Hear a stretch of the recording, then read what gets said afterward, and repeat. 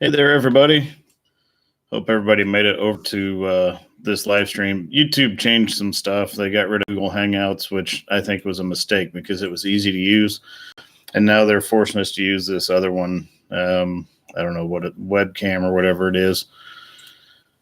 So, yeah, talk about a pain. Let me see if I can get this pulled up so I can at least read comments.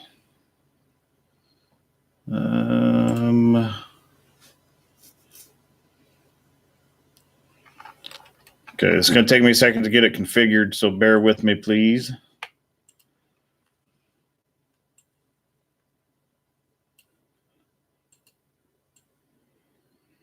Just when you get used to something, they got to change stuff up. All right, so we got Rail and CJ, Andy B, Diecast Boy, John Warren. How are you doing? How's everybody doing tonight?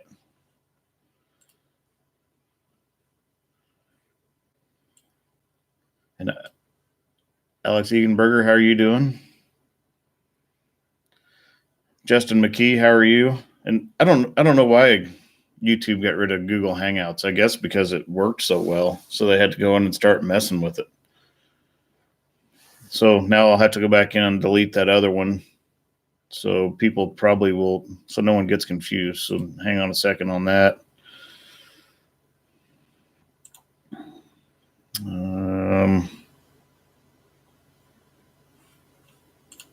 Oh, heck with it. We'll mess with it later.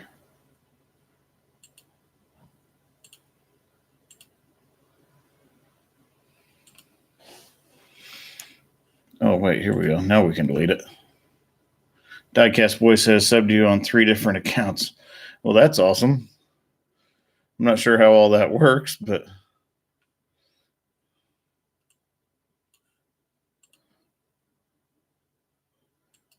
let's unlist that. We should be good to go on that one. No. Videos by Al. How much rain did we get? We got a lot of rain last week. And then we got some rain today, and we've got more thunderstorms coming in tomorrow. West Coast Kenny says, hi, Jimmy, I found you. That's good. Like I said, I don't know why YouTube has to go in and change stuff all the time. It's kind of frustrating.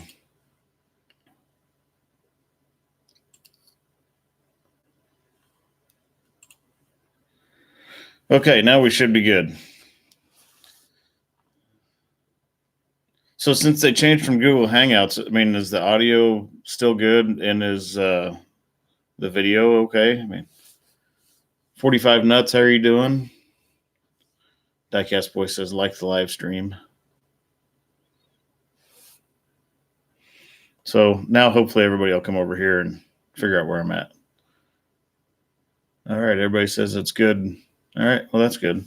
So at least I didn't screw that up. So I don't have anything really planned to talk about. I just hadn't been on and done a live stream for a while, so I figured I'd come on and tell everybody hi and kind of let you guys know what we got coming up. And Diecast Boy says it's not playing for me. I wonder if you clicked pause, maybe. I don't know.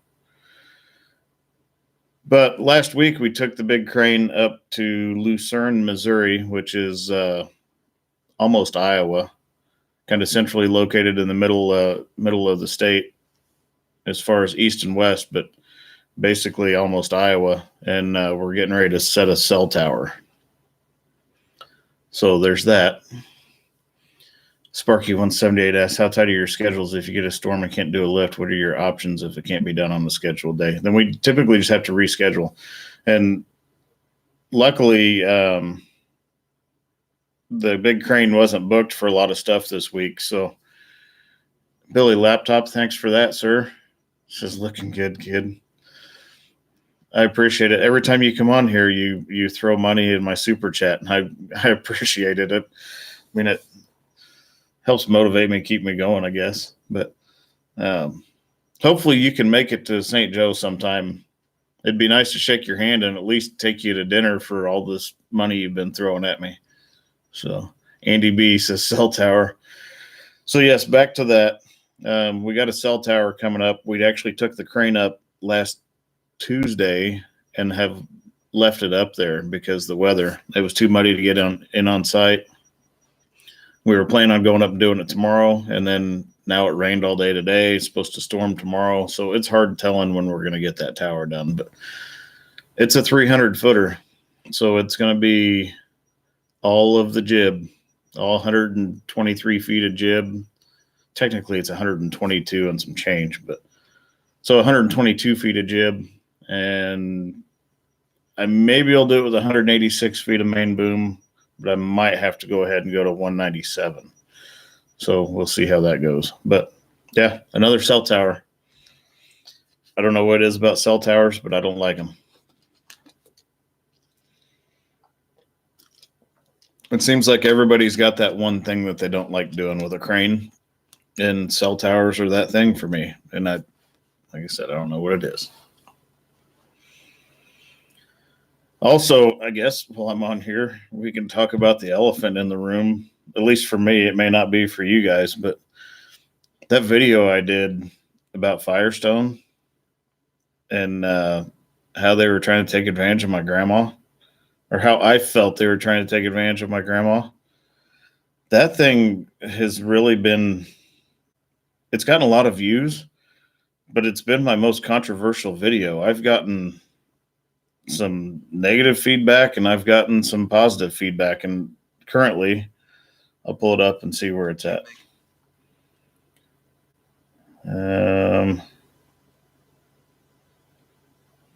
It looks like it's 10-1 positive to negative. So I've gotten 810 thumbs up to 81 thumbs down, and it's been about the same on comments. I get about 10 supportive comments to one really bad comment, or I've had a few that I've had to delete. So I don't know. I guess we'll roll with it and see what it does. Videos by Al said, if the crane sits on a job site, do you get paid something? It just depends on why it's sitting on the job site.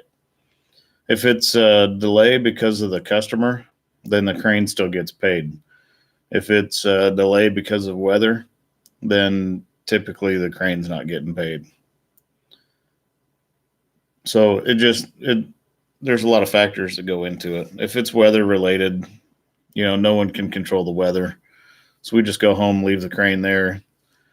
Typically the customer's time stops, and we don't charge them. So, but if it's a delay because of the customer's parts not showing up on time, or if it was an issue that they created, then yeah, they still pay for it.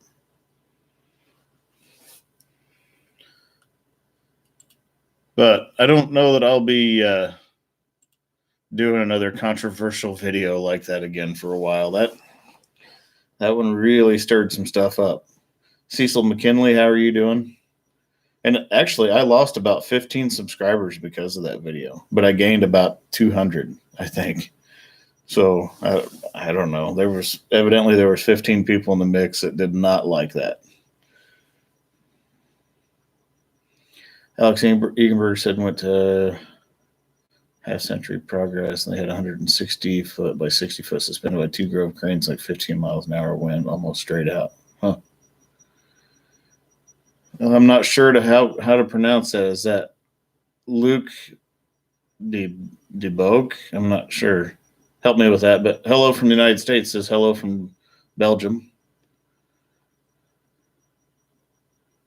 Oh, Alex Egenberg said that 160 by 60 foot flag suspended by 2 Grove cranes. That'd be pretty neat to see. Andy B asks, do I think I will show the setup? Like the setup on the cell tower? I mean, I borrowed another camera from a friend of mine, so I'll have 3 cameras to record on that job.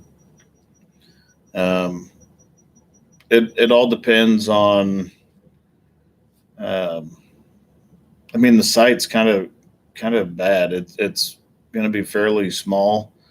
It's going to be a challenging one for sure. So I'll try to get as much footage of it as I can for you. We'll see what we end up with. So what we're planning on doing is we're going to run main boom, which is 197 feet. We're going to stack as much tower as we can stack with main boom, and then we're going to switch. We'll retract it all. We'll throw the swing away jib on it, which is 43 feet, and stack out 2 more sections, I think, with the swing away. And then we'll retract and come down, and we'll put the other 80 feet of jib in it. And so that'll give us the 100, and it's technically 122.8 or something feet of jib. So we'll put that in it and then boom back up, telescope out, and top it out. I think it'll be 2, maybe 3 picks off of all the jib and main boom to top the tower out. So there'll be a lot of setup in there, but it'll be broken up.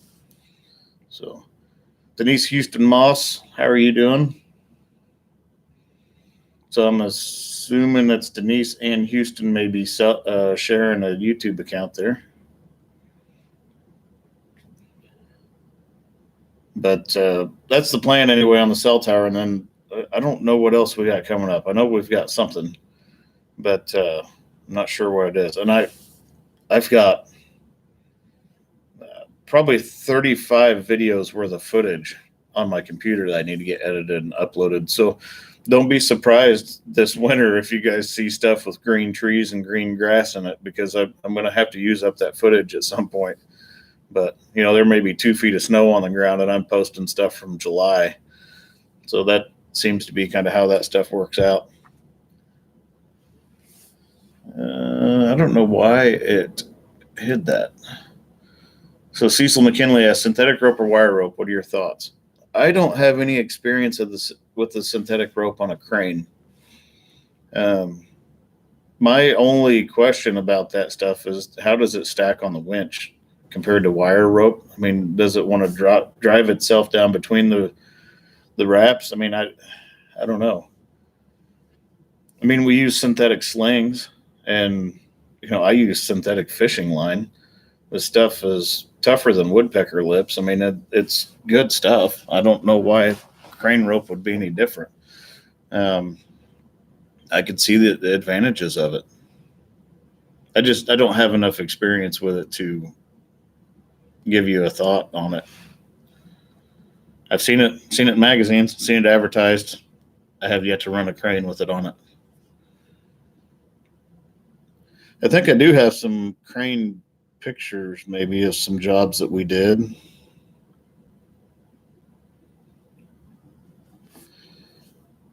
So there'll be some footage of this coming up. Hopefully we'll get rid of that glare.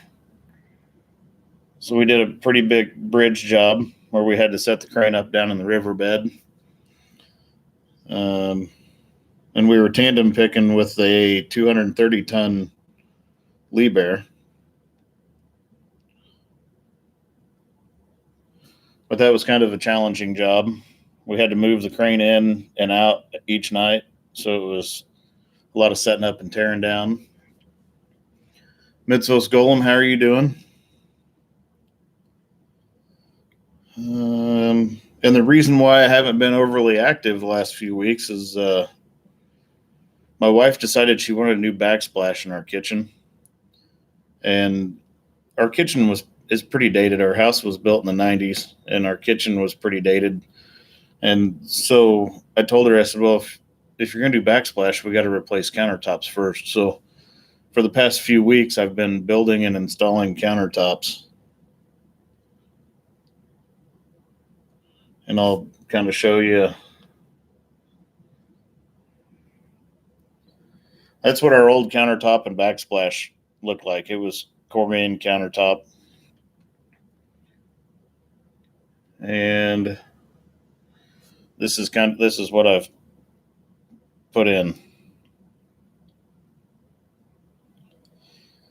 So I've been pretty busy with that. It's been cutting into my YouTube time, but it's almost done. So there's that. Kai Davis, how are you doing? That's kind of why I've been MIA for a few weeks. So I was honeydew stuff, trying to get that stuff taken care of.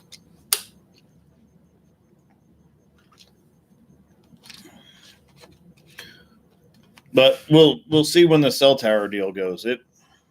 It may not happen until Wednesday or Thursday now after all this rain. I'm not going to complain, though. At least it's not 900 degrees. It's mid 70s to upper 80 or lower 80s. So it's been pretty comfortable out.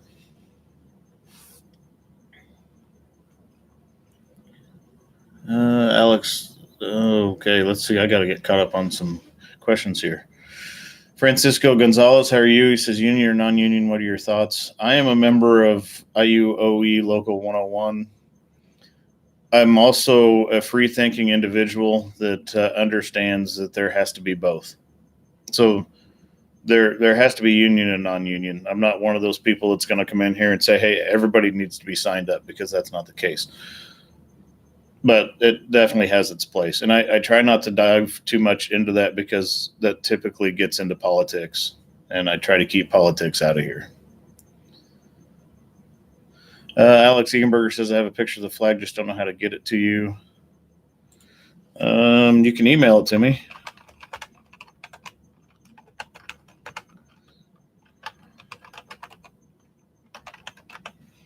So there's the email address.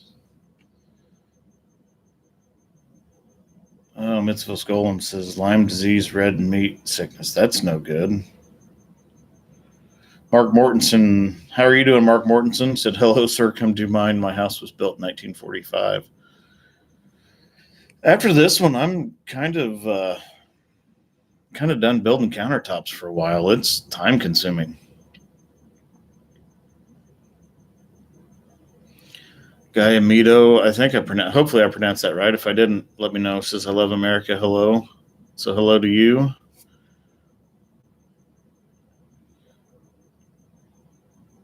Larry Ford says, I've reloaded page 3 times and still froze up buffering. So is Larry says he's on fiber optic line to the house. Hopefully it's not my internet that's doing it. Is it coming through okay for everybody else? So why? Oh, okay. Why Mito is how you pronounce that. Okay, I got it now. If I mispronounce it later, then get on me again. Okay, so I guess it might be isolated to Larry Ford's internet.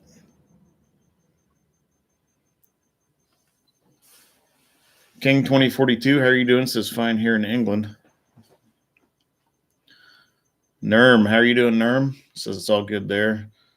So Larry Ford may, if you've got youngsters in the house on video game consoles, you may have to go unplug their game consoles and free up some bandwidth. But I'm always kind of concerned about the connection on my end, because I'm not plugged directly in. I'm using a wireless, they call it what do they call that? A Wi-Fi dongle or something that plugs into my USB port. So sometimes I wonder if that thing's a little shady. But King 2042 says, doing good. Thank you. Good to see you back on.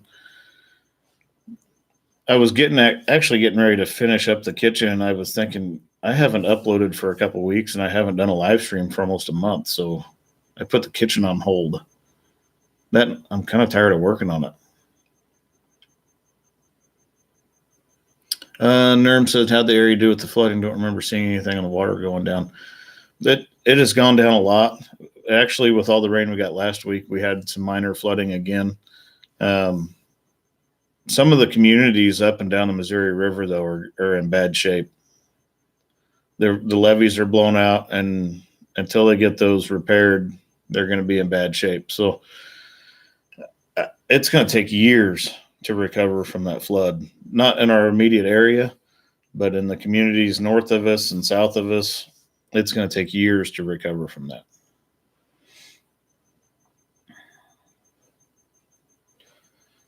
So Alex Egenberger said he sent a pic. Let's see if that email came through.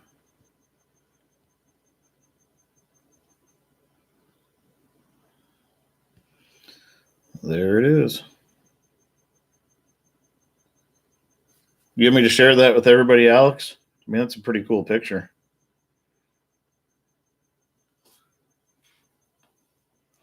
Josh Wellner, how are you doing, Josh? Says, hi, I just put the kids to bed, so I'm good to go. Did you have to bribe them? I know in the past, I think you said you'd bribed them to go to bed.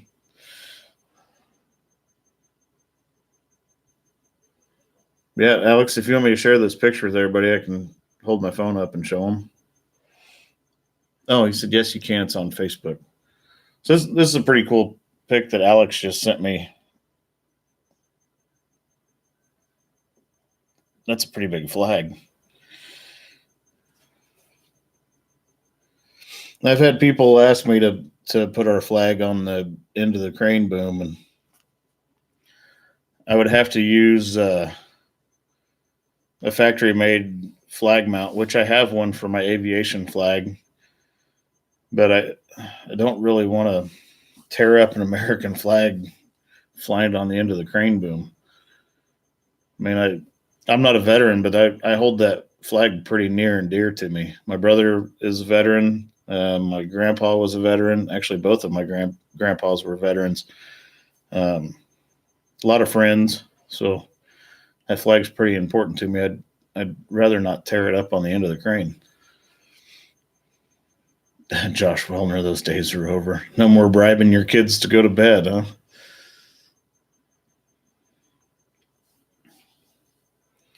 So how's things out on the East Coast, Josh? One of these days, I'm going to make it out to that area.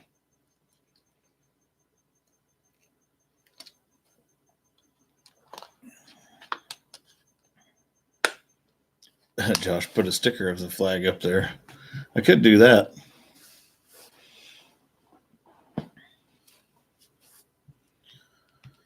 I'm trying to think of what else we've been doing that I got footage of. Unloaded some pretty big generators that have, what are they, Caterpillar? I don't remember which Caterpillars they are. 35 series 16 cylinders. And actually, I think I have a video. Let me bounce this off you guys, see what you guys think. I had a camera set up outside the crane, just recording us unloading those generators. Would you guys want to watch an entire video from outside the crane with no commentary and just like you were walking down the street and happened to see us doing it and you stopped and watched? And would that be something you guys would be interested in watching? Or do you guys want me to stick with the format of, I can edit that outside footage in with the inside footage and kind of bounce back and forth? So I can do both, or I can post one video of all the outside stuff and then post another video of the camera inside the crane and do some split screen with that. Cecil McKinley, mix it up. All right. So you guys said, looks like the general consensus is go for it. Make one with some out and some in. King 2042, like you said, people just stop and watch. And that's kind of what I did with that footage. In the very beginning of it, I gave you a description of what we were doing, and what the pieces weighed and what they were, what engines they were, and a little bit about the engines. And then at that point, I just let it play like you were walking down the street and just happened to see us doing it. So I'll upload that next and we'll see how it goes. And then I'll keep that footage and use that footage along with some interior stuff and with my commentary on it. So ADB says, you post it, I'll watch it. Justin McKee says both. Ron Briggs, how are you doing, Ron Briggs? Mix it up sometimes sounds good. Learning from both.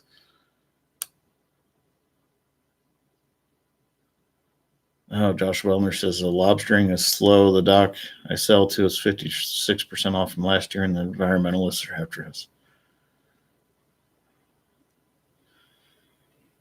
King 2042, better than watching a cat play a piano video. You won't find any cats playing pianos on this channel. Our cat is not near smart enough to play a piano, and actually he's too old at this point to teach him. I'd say his days are numbered. He's pushing 15 years old.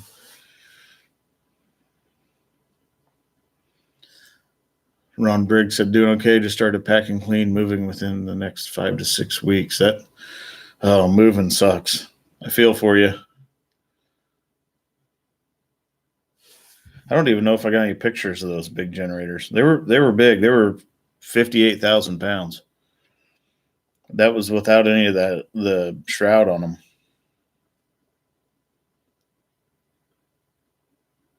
Nope, no generator pictures.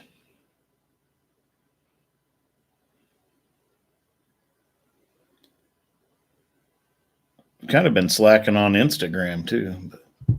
NERM, those generators were at a hospital, I think, and then they were shipped to a facility that rebuilds generators or something, and then they're going to go somewhere else. I don't know why they need to be rebuilt. They looked basically brand new. Lester Thompson says, hi, Jimmy. Question, did you guys sell your case backhoe? We did not sell our case backhoe. We still own it. We will own that thing until it physically does not work anymore.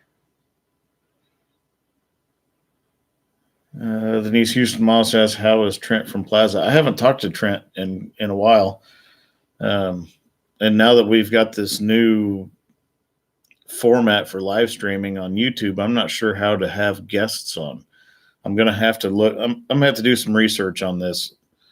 I think I'm going to have to use an external like live streaming software or program to have guests on the channel. So I don't know.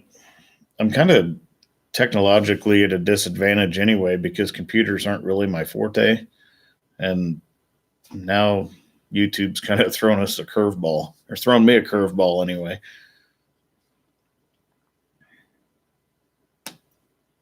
Woofy W said, how do y'all, how'd the bridge job go? The bridge job went okay. We dodged a lot of weather, but it went okay. It was a lot of work.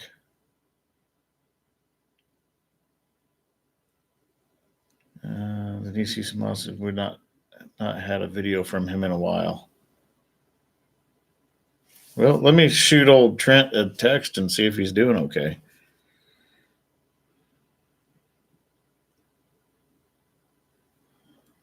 I'm sure I've got him saved in here somewhere.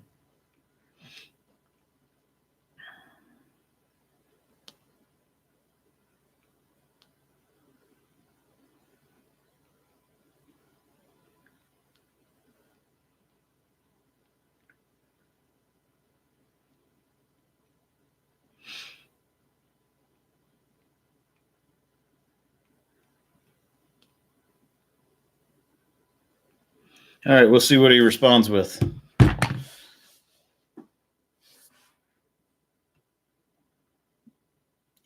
Justin McKee says the pics are on his Facebook page. Andy B, we haven't talked about squirrels in a while. I don't think I've got any pics on my Facebook page of that bridge job. Maybe, I don't know, maybe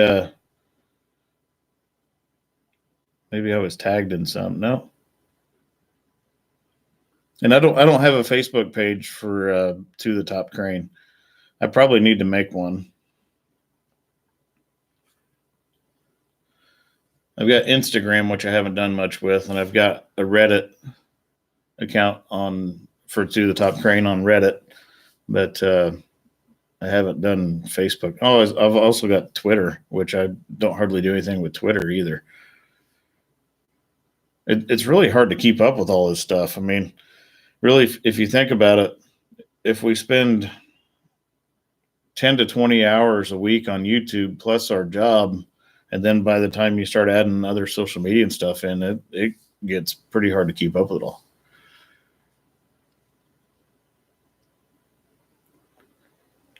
Andy Beer, I am going to post the bridge job. I showed a picture from it. I'll pull that back up again. Wavy Davy, StreamYard is good for multi-person streaming. I'll have to check into that. Thanks for the heads up on that. Trent texted me back. He said, been super busy and now back in college doing well. Just can only handle so many things at once. Videos will resume eventually. Appreciate the checkup. So that was from Trent. Let me see. I'm going to show Andy B some pictures from the bridge job.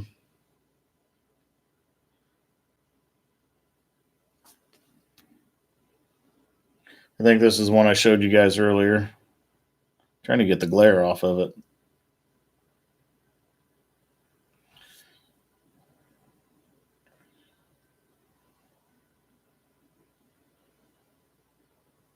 So it was a fun one.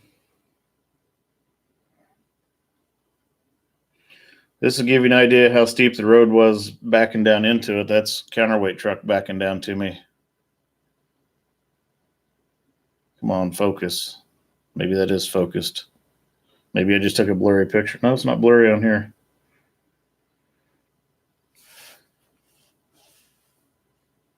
West Coast Kenny, I was watching X-Men, saw Logger Wade on there. Saw your live stream with him. They had my live stream with him on X-Men. King 2042, you're sounding like a teenager with all that internet stuff. Yeah, this stuff's over my head. The only computer I'm really fluent with is the one that's in the crane. All this other stuff, I mean, it's basically magic.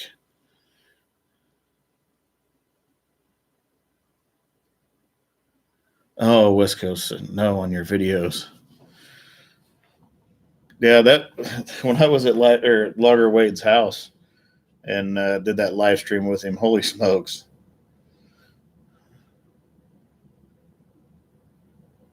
Oh, Justin McKee says the guy you unloaded the generators for, he has a pic of you unloading them on his Facebook page. I'm not even sure what that guy's Facebook page is.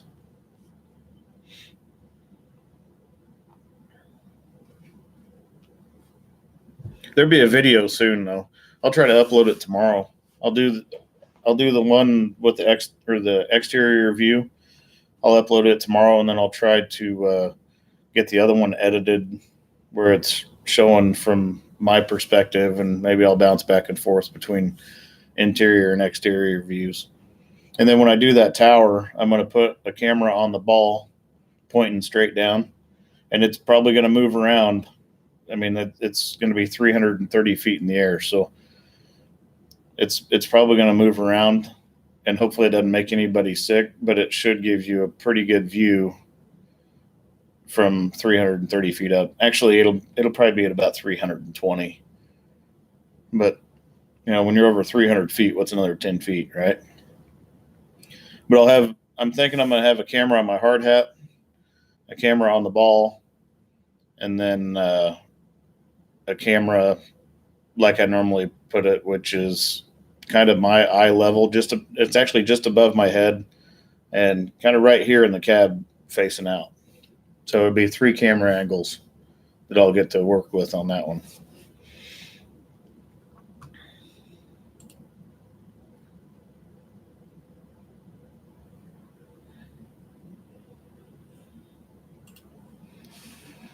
Andy B, I'm scared of heights. That watching that footage, it may freak me out a little bit, editing it. I mean, 300 feet up's a long ways up. So Justin McKee said the guy's Facebook page is HD Repair. Let's see if I can.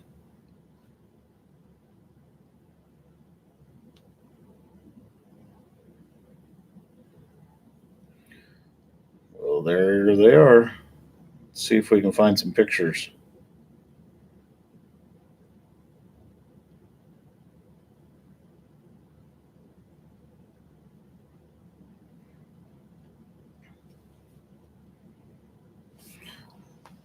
Here it is.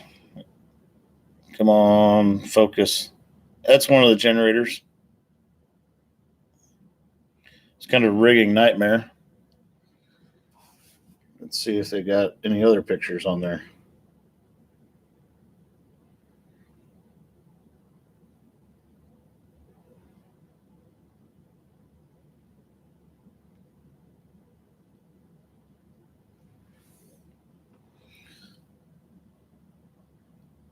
So come on, focus. There's another one.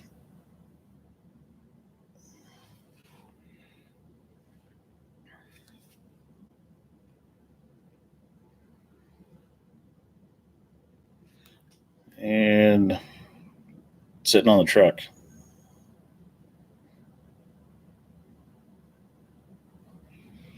So yeah, there'll be a video of that soon.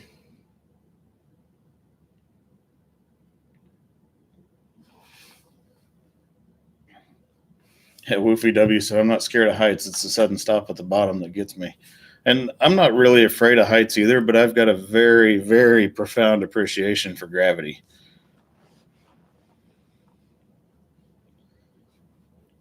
But when I do that tower, when I have that camera pointing down on the ball, that one may get to some people. I don't know. We'll see. Hopefully it doesn't make anybody sick. I may have to, I don't know. I'll see what the footage looks like when I'm editing it. I may have to make it its own video and just warn people, hey, this shows a view from way up in the air. If that stuff bothers you, you may not want to watch it. And if it wasn't going to take so long, I'm guessing it's going to take us 8+ hours to stack this tower out. I would like to set a camera up with time lapse, but time lapse is a battery killer. And most GoPros won't make it through a full time lapse video of an 8-hour day or a 10-hour day.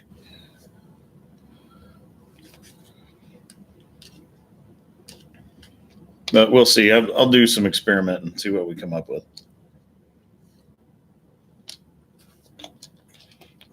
But to give you an idea how tall of a tower it is, if you watch that video, I think the thumbnail on it says I must be crazy. It's the video that auto plays when a new person comes to the channel. The tower that we're stacking out this week is 10 feet shorter than that one. Justin Graham says, are you changing antennas? I run a 300-ton DMAG and have been doing tons of towers in Illinois and Iowa. We're putting up a brand new tower.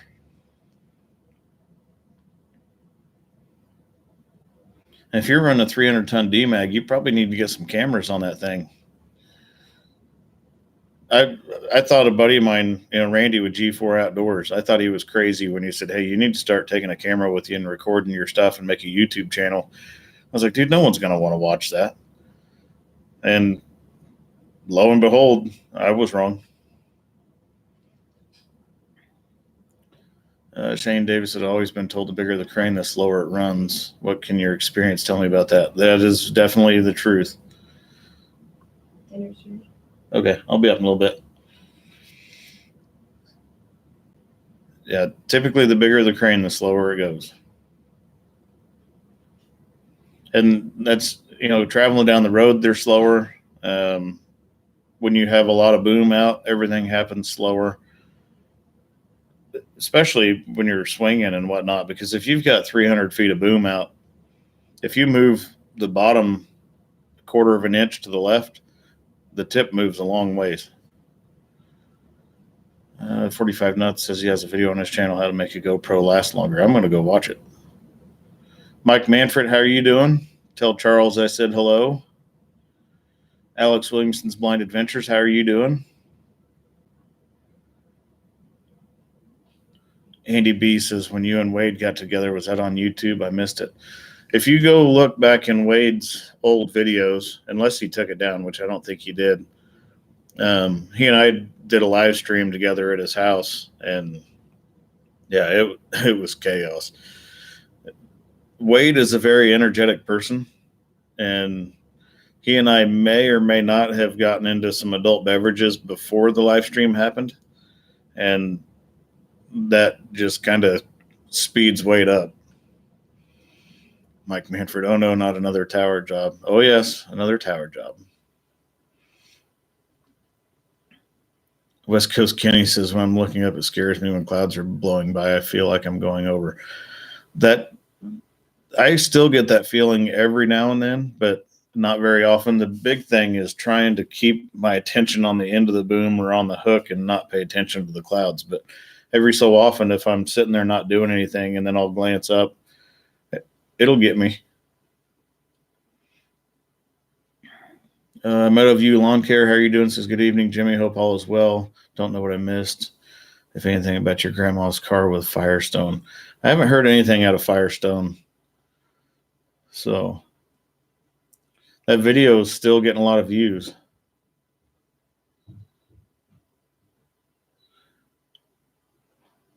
Handy B, wait, isn't that? Shane Davis, heavy up high makes you nervous. How do you feel about light picks up high? It's all relative to the size of the crane. I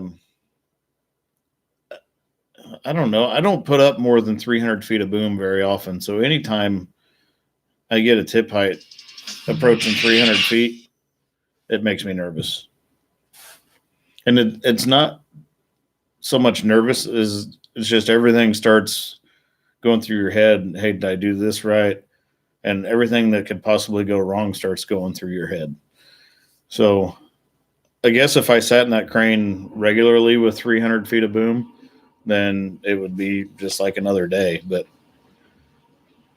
last time I put over 300 feet of boom in that crane was over a year ago. So Alex Williamson's Blind Adventures, look like you're going to be doing your favorite kind of job this week. Not so much. DJ asks how much you get paid for a job, if I can ask. I don't own the crane, so I just get paid an hourly rate. I don't know what our company will make off of it.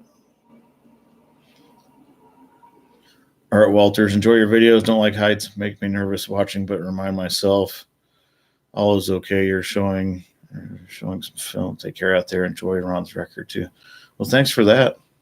Alex Williamson's Blind Adventure. Nice ringtone.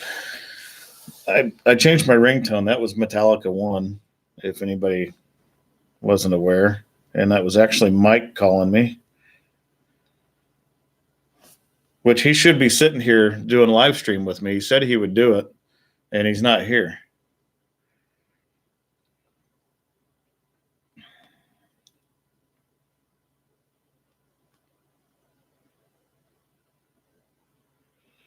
I just sent Mike a text back, said, doing a live stream, want to come join?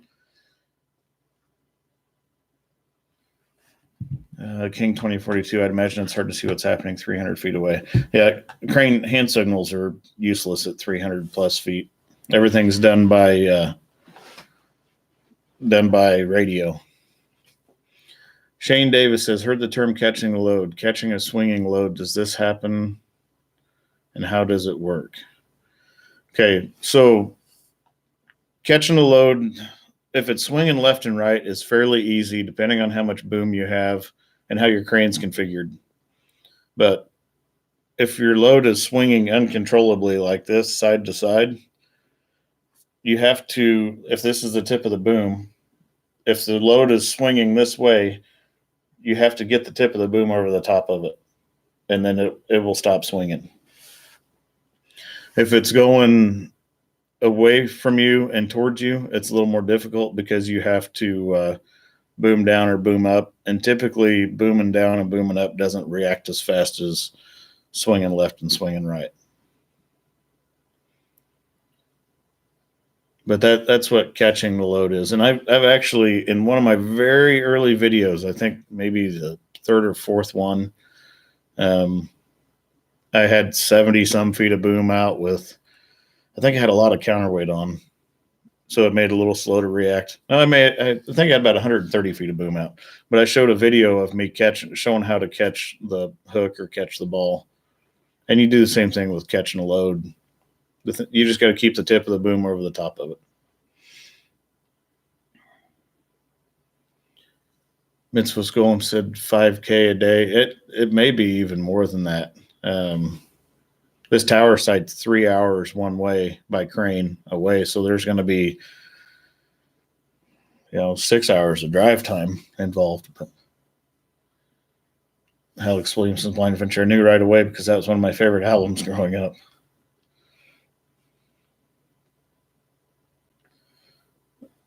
Oh, yeah. Mike said next time.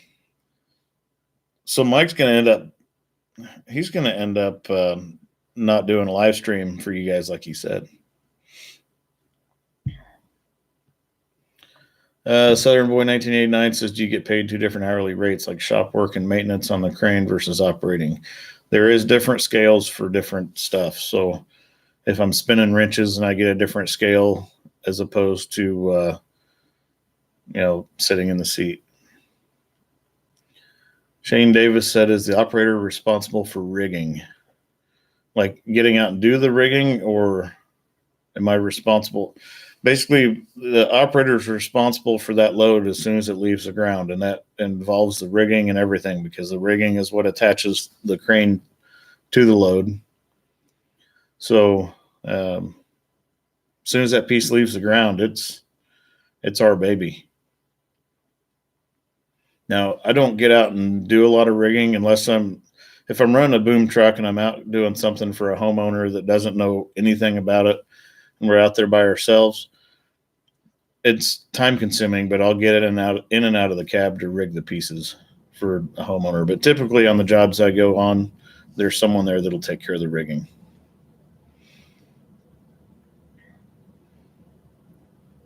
Shane Davis, I do check the rigging before we start our shift. And if someone's rigging that I'm not familiar with, I will sometimes get out and check to make sure they've got it all done right. And I'll watch from the cab. Now, if it's 300 feet away from me, I can't see it. But I'll watch from the cab, and if I see something that's wrong on the rigging, I'll honk and make them change it. Meadowview, actually, the crane's been sitting up there at that job for a week, almost a week. It'll be a week on Tuesday because of the weather. And so, no, if it's that far away, we don't drive it back. It'll come back when the job's done, or if something happens with the weather where we're not going to be able to get in there for a few weeks.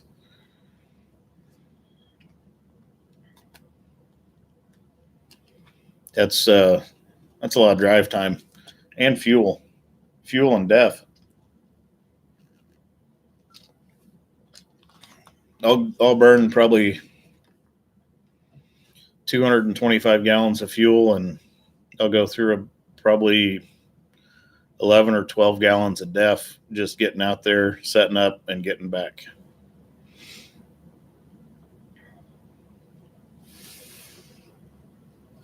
It is definitely not fuel efficient, and it's slow. I wish I could have taken one of those 2,000 horsepower V16 cats out of one of those generators and thrown it in the lower on the crane. A couple thousand horsepower would make that Tadano run. Of course, it would probably spit a parts store out of the transmission as soon as you put it in gear, but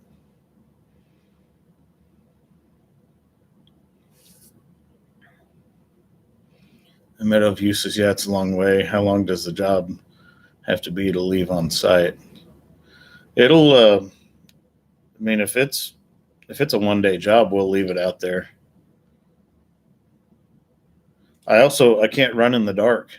So say we get done with the job and it's 8:30 or 9 o'clock at night and we're ready to leave. I can't leave because I can't run in the dark. I can run a half hour before sunrise and a half hour after sunset. And after that, I got to be off the road. Otherwise, I'll get one of those neat little tickets from the DOT.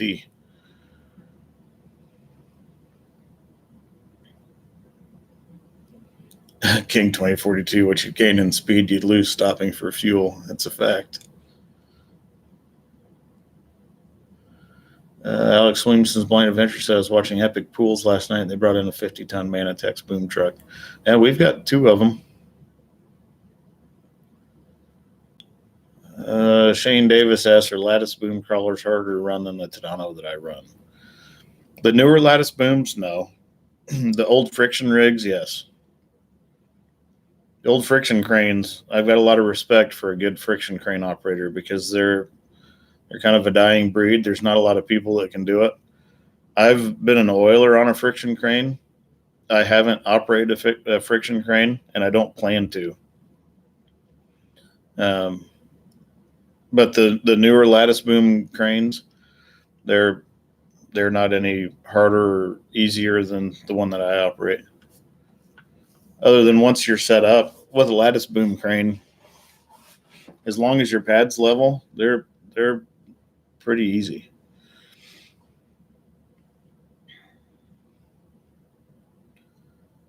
Meadowview says, wow, never even thought about running in the dark. Makes sense. Never seen any outlet. Josh Wellner, you probably can't tow a pickup behind it too. Can't tow a pickup. On this job, we've got the one semi that's ran with me. And then it kind of takes 3 people to get all that jib and stuff put in. So Mike is actually going to drive one of our pickups out. So we'll have a company pickup truck, the semi, and the crane out there on that site.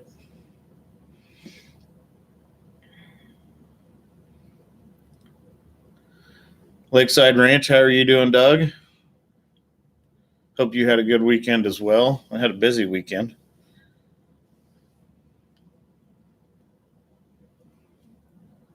And Doug, thanks for going to bat for me on comments on that Firestone video. There was a few cases, I think, where you had to jump in and kind of set some people straight, and I appreciate it.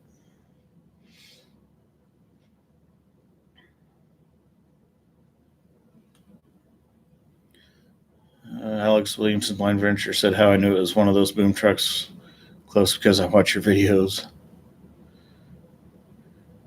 Andy B, drive crane to the job and Uber back home. I don't think Uber's going to go clear out there where we're at. There's not much out there. Kai Davis, how are you doing? Yeah, where that cell tower is going up, there's not much around for about 25 or 30 miles. Hence the reason why they're getting a cell tower, I think.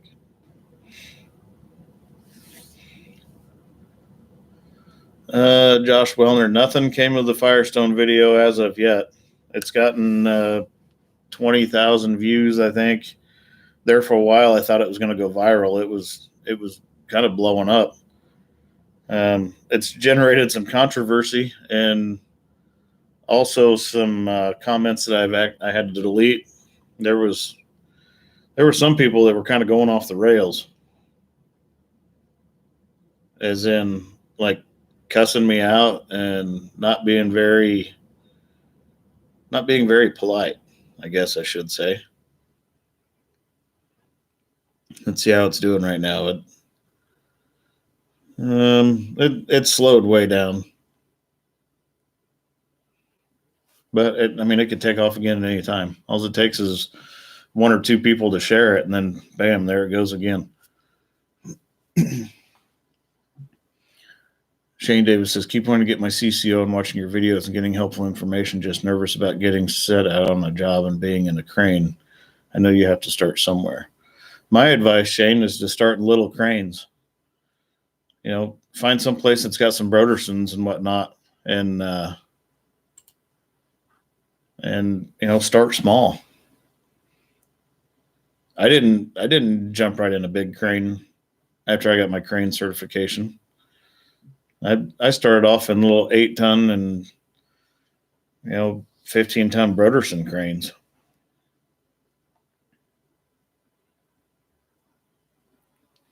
And that's really what you have to do. You need to be an oiler on a bigger crane before you ever start operating a bigger crane, and get some seat time and some smaller stuff.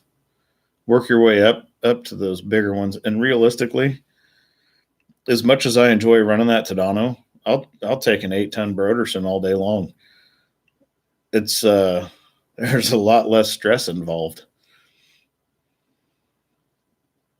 There's a pile of responsibility when you set up a big crane.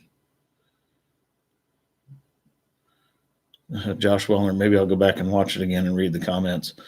There's a lot of comments. There's over 400. And that's not including the ones that I deleted. There was one guy, he went completely off the rails. He was dropping F-bombs all over the place, and so I just deleted that one.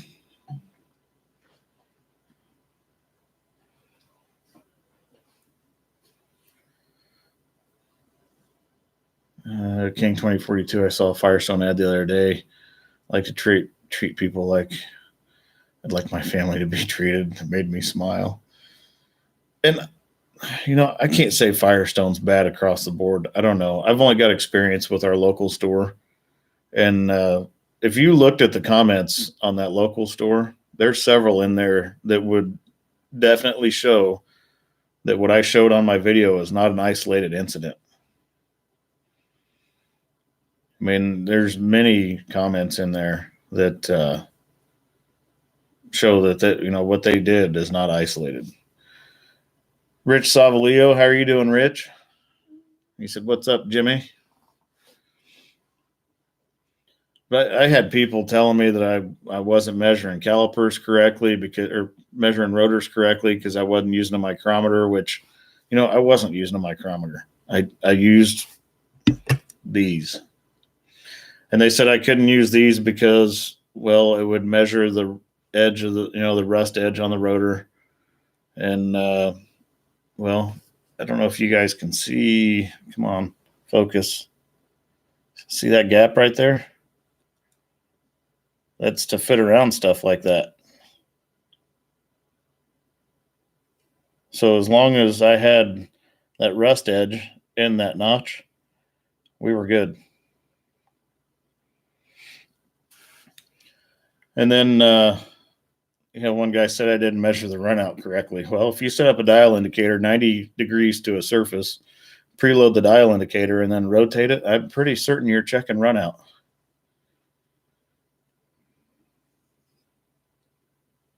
Woofy W, every group has its bad apples, sadly. And I think that store that's local to us, it's not a corporate store. I think it's for some reason I'm wanting to say it's a standalone store that they get to use the Firestone name. If that makes sense. I'm not certain how that works, but I don't think it's a corporate store.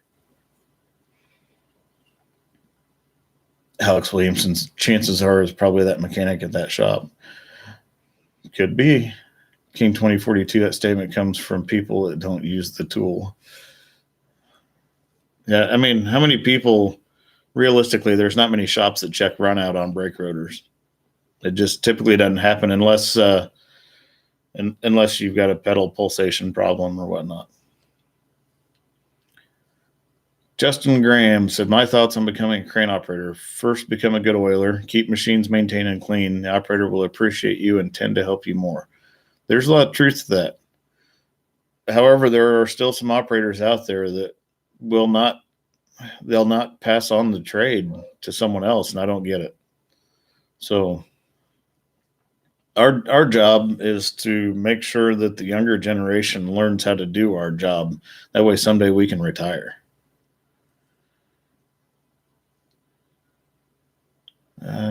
Tyler Greenhill, how are you doing? Says, "What's your opinion on the new link belt 175? I haven't seen it. Therefore, I can't really give you an opinion on it. I haven't seen it. I've operated, link belt pickers and whatnot, and link belt makes a decent machine. I'm not going to throw rocks at them by any means, but I'm not familiar with that 175, so I can't give you an opinion one way or the other.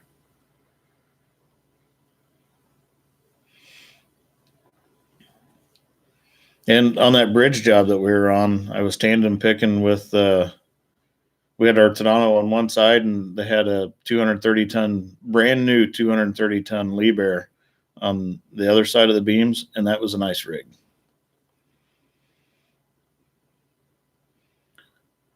Rich Savalio had problems with Firestone, Akron, Ohio, needed a plug pulled and a patch installed, and they refused to re-plug a plug tire.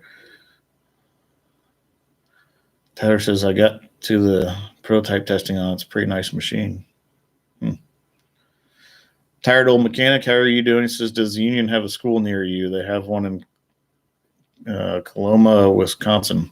Our closest training center for our local is about 40 miles away from me.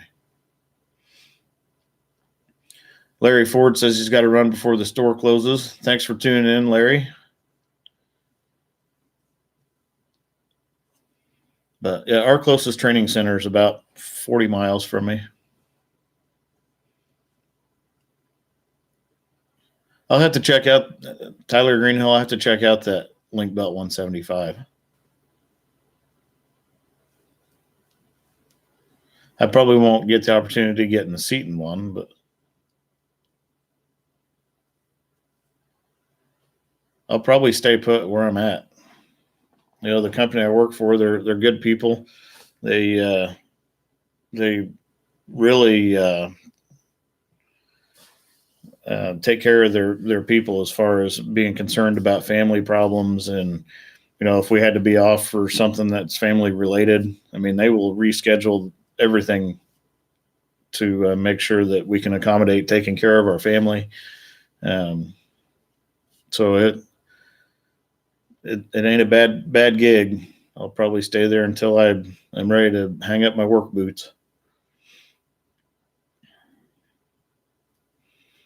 I guess I can kind of jokingly say that I get to ride the gravy train on biscuit wheels.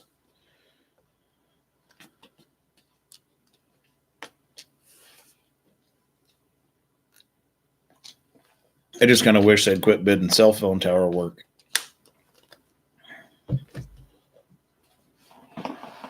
But, you know, the only way to get comfortable with it is just to continually do it, I guess.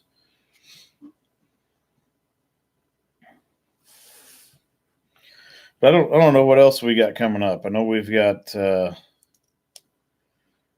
Altec. Richard Savley, neck bothering you? Nope. But Justin Graham said did some wind turbines in Tarkio, Missouri. Had Euler from Kansas City. Great guy, great local. I'm from 150. How long ago was that you did those wind turbines near in Tarkio?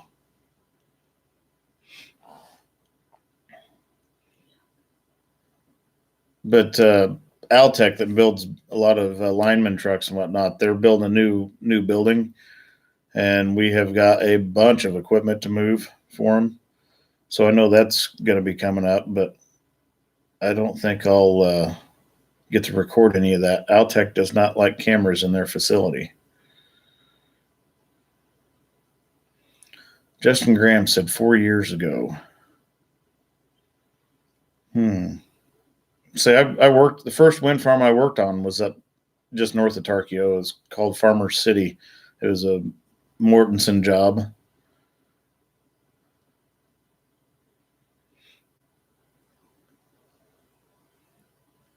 So yeah, Rich Sablio just said Justin Graham, the 150 stickers behind Jimmy came from him. Yeah, Rich sent me a lot of 150 stuff.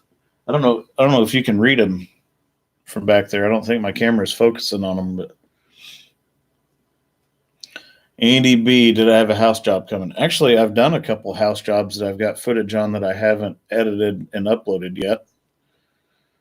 And I think we've got 3 or 4 more house jobs to bid. So there'll probably be a lot of house footage. And I've done some tanks and whatnot, but I've got so much footage on tanks that, you know, the last tank I did, I don't even think I recorded it. Meadowview Lawn Care says, got to run. Have a good week, Jimmy. Hope you have a good week as well. Thanks for tuning in. Justin Graham said worked for Catani. Did a lot of warranty work there, blade repair also. You probably ran into Mike up there because I think Mike did a blade change out about 4 years ago with Catani. If he's watching, we'll see if I doubt he's watching, but if he's watching, he'll probably pipe up in comments.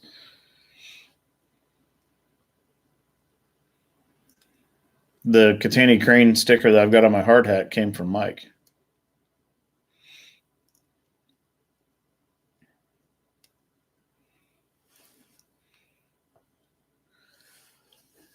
And that crane I operate, it's not big enough for wind turbine work. When people see it, it's like, man, that's a big crane, but realistically, it's not overly big in comparison to what's rolling around out there now. 20 years ago, a 200-ton hydro was massive.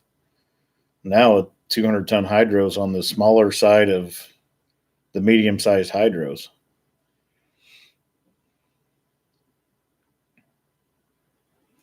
Matt Lee, how are you doing? So speaking of house jobs, you guys did one in Savannah recently. Been looking forward to see some footage on it. I've got the footage saved on my computer. I just haven't edited it and uploaded it yet.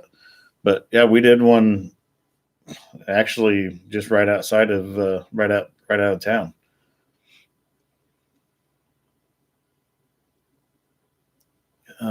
Justin Graham said they're done. Barnhart bought Catani out.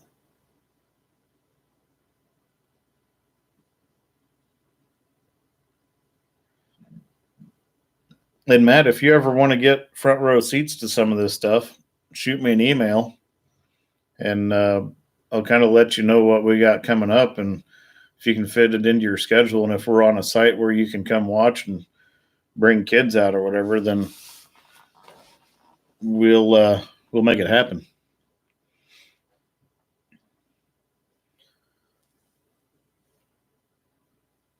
Huh. So Justin Graham said, "Yeah, Barnhart bought Catani out." That Barnhart's bought a lot of people out. I think they're trying to get it down to where there's 5 or 6 crane companies in the country, and that's it.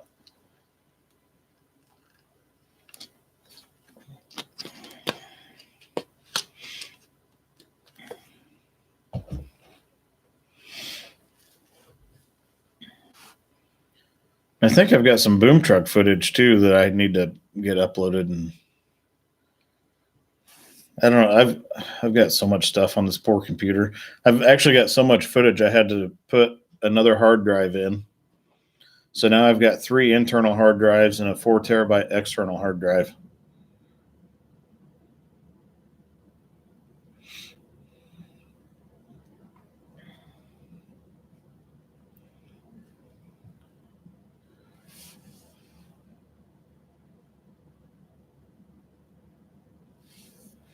Yeah, I think I've got several local 150 guys watching. I know you guys have a pretty big local up there.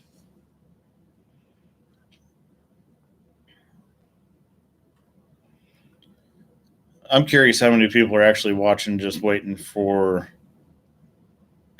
something catastrophic to happen.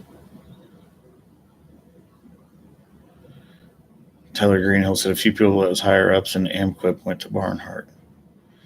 But I'm sure there's a significant portion of my viewership that is watching it like a NASCAR race, just waiting for someone to turn left or turn right when they should be turning left.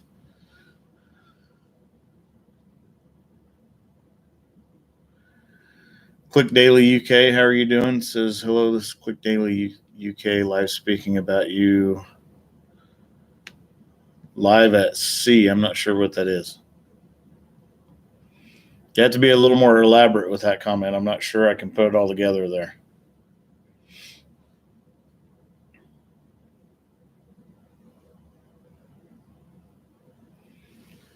I've been getting some emails too from people wanting me to do product reviews. Oh, Click Daily UK wants to interview me.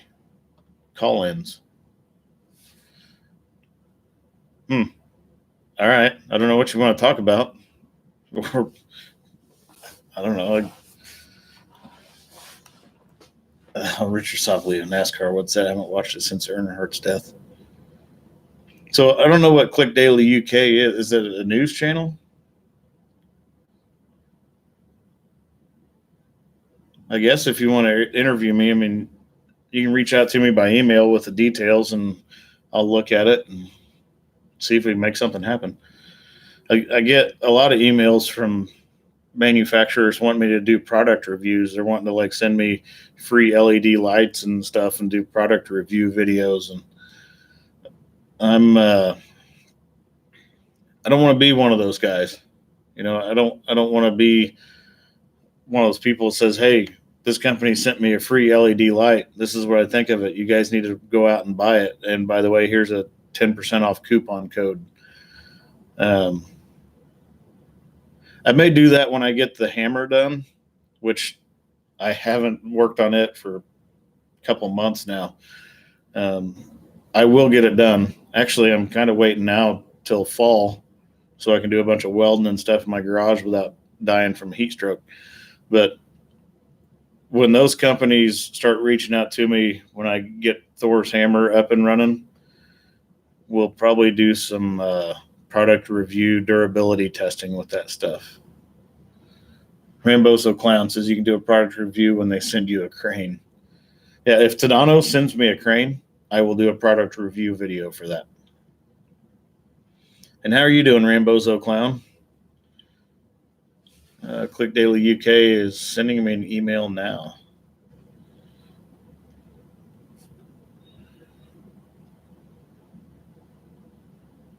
Matt Lee, don't sell your soul, Jimmy. Not here anyway.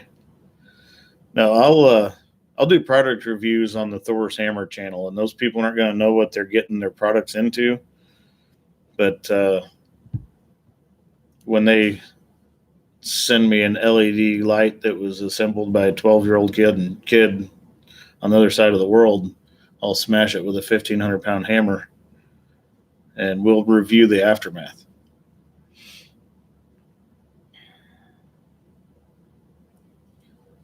Richard Savlia, Tadano did send me a crane. When they send me a crane I can sit in, I can't sit in either one of those. Alex Williamson, Small Adventures, not me. I watch it for the profession and education. I didn't initially do this for it to be educational, but it kind of went that it goes that way occasionally. And I try to maintain professionalism. Even during that Firestone video, I still tried to stay calm, cool, and collected, even though I was livid. But, I didn't want to still not be professional about it.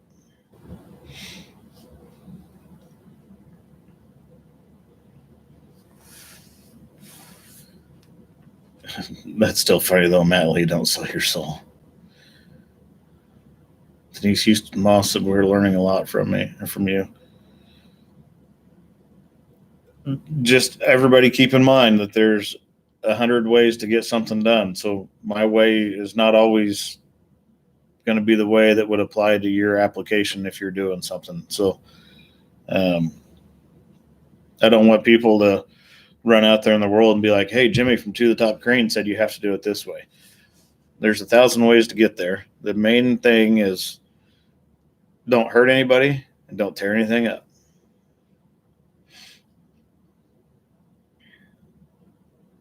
Matt Lee, that's a product review I can get into. You can do live streams and let us vote thumbs up or down, live or die. Oh, Andy B said I've been watching on a logging channel and it's turned into an infomercial. I don't want this to go that route. Actually, I won't let this go that route. I'm going to just keep doing what I do, and hopefully I get better at editing as time goes on. But we're not going to turn this into an infomercial, and we're not going to be pimping other people's stuff. So Justin Grams has got to go for tonight. Great channel. I'll be tuning in more. Have a good week, guys.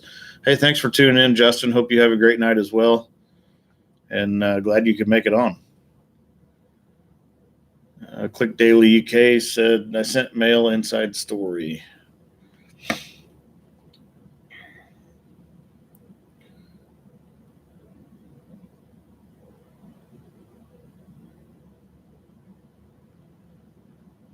Okay, so all I got on the email is a phone number.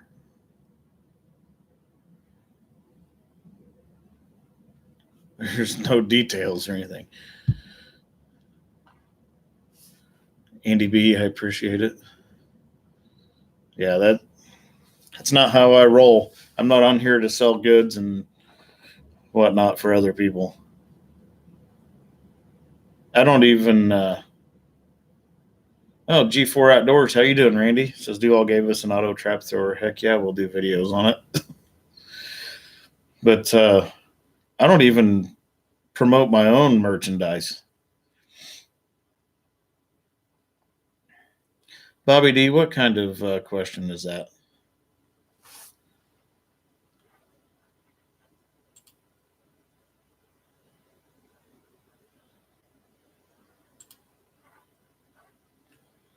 Christy Bow, how are you doing, Chris? Well, Randy with G4, if Dual gave me an auto trap thrower, I would do a review on it on your channel.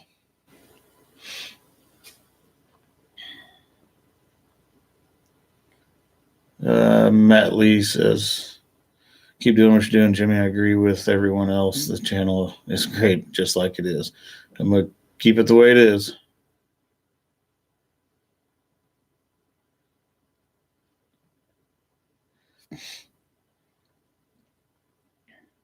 So while Bobby D's on here spewing stuff, I'll just let you know, Bobby D, don't come on this channel and start throwing stuff around that's inappropriate. You will not be here long. That's one thing I don't put up with on here. I don't put up with people throwing stupid comments around. I don't put up with people picking on subscribers, and I don't allow that to happen. King 2042 says, I watch because it's interesting, different, and professionally presented. I appreciate that. I mean, there are times when I'm probably a little less than professional, but that doesn't make it to video because it's not family friendly.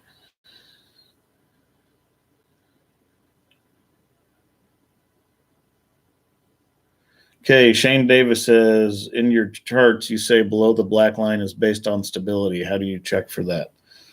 So the manufacturer tests the machines, and their engineering team and whatever determines at what radius and weight you have stability, and what radius and weight would affect the structural integrity of the machine. Not all cranes have that black line delineating between stability and structural. So it depends on the machines. But just know there are certain points where a machine will fail before it ever starts getting light. So if your load chart doesn't have that black line delineating between stability and structural capacity, that crane may fail before you ever start getting that crane light.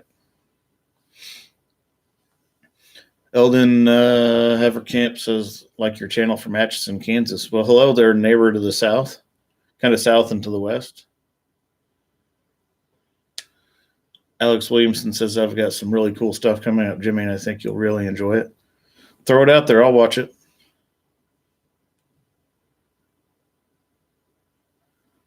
King 2042, construction sites are not the most politically correct places I know. That's a fact. Get him, Chris. Chris DeBose said, Bobby D, you need to stop. Next thing Bobby D will get will be blocked from the channel, is how that's going to go. So if he doesn't have something productive to add to the live stream, then he's never coming back on this channel.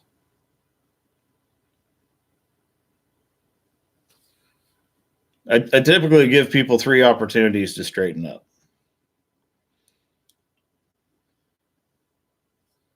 So it looks like G4 timed him out for 300 seconds, and then Richard Savalio hit him.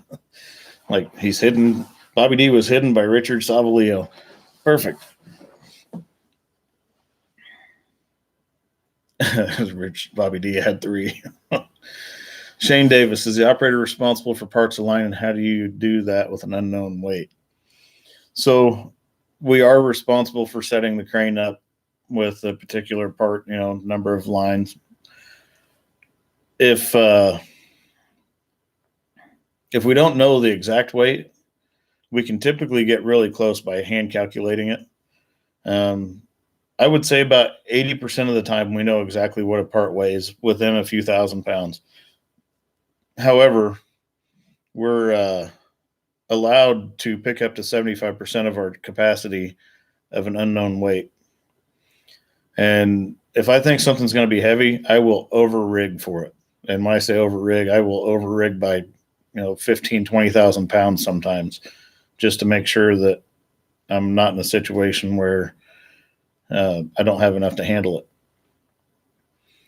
Now, if I'm picking a piece off of a truck, or if we're doing demo work, I will over rig sometimes by 30 or 40,000 pounds, just to make sure that once it starts to move, I can go with it.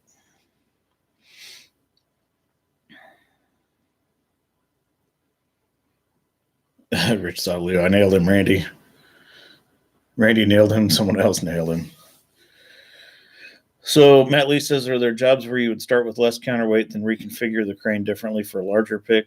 Okay, so when I'm setting up with counterweight and whatnot, I will set the crane up with the amount of counterweight that I need for the biggest pick for the day, because adding counterweight later can be kind of challenging. You have to sometimes re-reeve parts of the line and whatnot. So say I'm going out and my first 10 picks are going to be 10,000 pounds, and then I'm going to have one pick that's 60,000 pounds. I'll set the crane up with enough counterweight to handle the 60,000 pound pick. Now, I may change parts of line, or I may change boom configurations and whatnot to handle the picks accordingly. Especially something that was like 10,000 pounds. I'll run single line with that because I can move a lot faster. And then when I have to go to the 60,000 pound pick, then I would drop the single line and go to 4 parts of line, or 6. So Troy Ackerman asks, how do you hand calculate a load of unknown weight? You have to sit down with a calculator and determine what materials are in it and how much of those materials, and then you figure it up by the cubic foot, how much each of those materials weighs, and you can get pretty precise.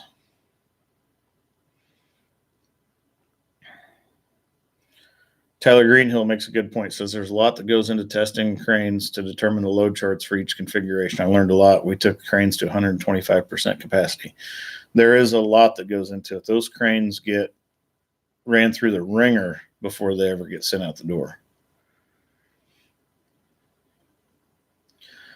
Dirty Diggin', how are you doing? Says rigging demo work would be tricky with the possibility of a shift. Demo work it's dangerous and it's tricky. The way to make it safer is to over anticipate what something's going to weigh. D. McDonald, how are you doing? D. McDonald says, hey, Jimmy joined late. What about site surveys before a lift? I notice you've gone to the same locations a few times, but do you or anyone else from the company survey certain lists beforehand? We do. We go out and preview picks quite a bit. And actually on that bridge job, I've got some footage that I haven't, that bridge job, I haven't even uploaded it yet, or haven't even started editing it yet. But I'll include that preview footage on that one. I just happened to have my GoPro with me when I went out and looked at it.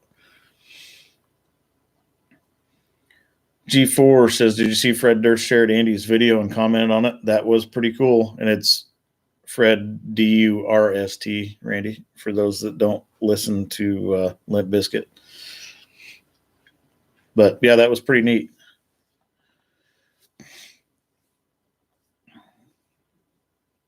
So for everybody that's watching that doesn't know Randy with G4 Outdoors, he is the friend of mine that talked me into doing this, taking cameras to work and starting this YouTube channel. So all of this stuff you guys get to watch, you can thank Randy at G4 Outdoors for it, because he's the one that convinced me to do it. But also, Randy's partner on G4 Outdoors has a channel called Cut and Clean TV. And he's a lawn mowing guy, owns his own lawn mowing company. He just did kind of a play on one of Limp Bizkit's songs rolling, but he changed it to mowing. And so if you go over to Cut and Clean and find that video, it should be his latest one that was uploaded. It's a music video that's a play on Limp Bizkit's song. And Fred Durst from Limp Bizkit actually shared that video. So it was pretty neat.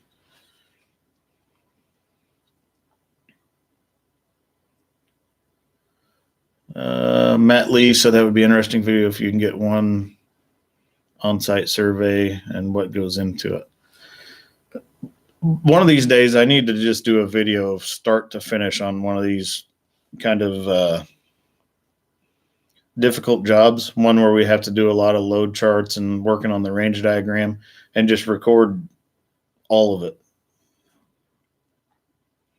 So I'll try to do that this year.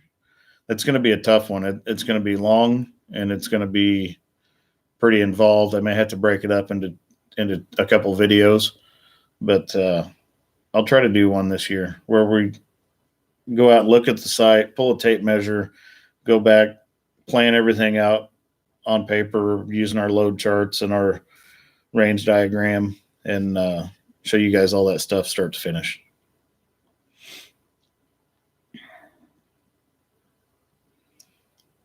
Richard Savalio, I keep mowing. That's pretty much it. I mean, you guys go over to Cut and Clean TV and find that video. That's pretty much it. It was pretty funny. It was funny enough that it got Limp Bizkit's attention and they shared it, which, in my opinion, that's pretty cool.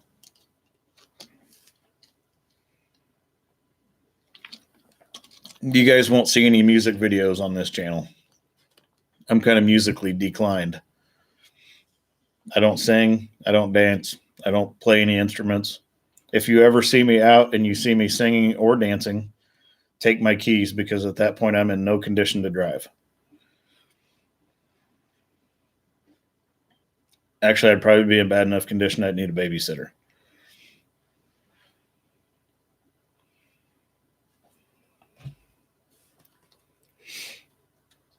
So what's old G4 Outdoors got going on this week, Randy?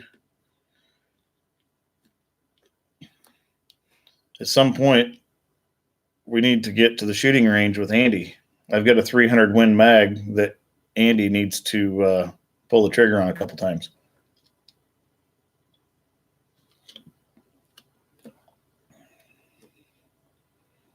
G4. If I ever see you dancing, I'm out, way out.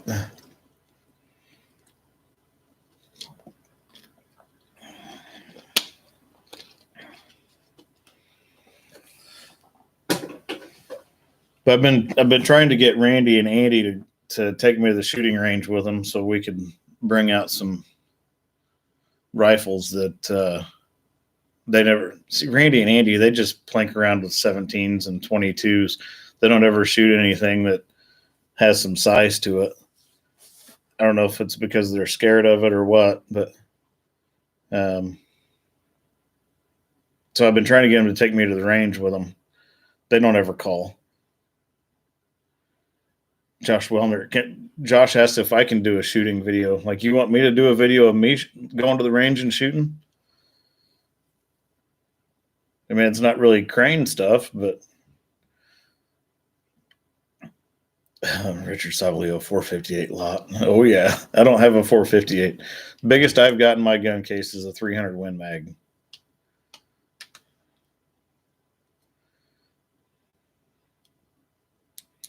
But I mean, I guess if enough people said they wanted me to go to the range and shoot some stuff and put it on here, I'll do it. I don't care. I mean, if you guys want to see it, I'll throw it out there.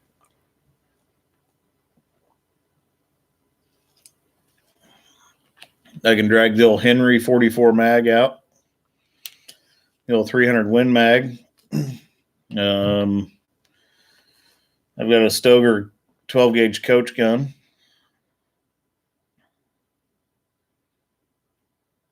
So, I mean, Mike Manfred, what's up with the hammer? If you watch the Firestone video, there's a quick clip of the hammer in there. actually showed it on there. It's about half done. It will get done. Now that the weather's cooling off, I can start working on it some more.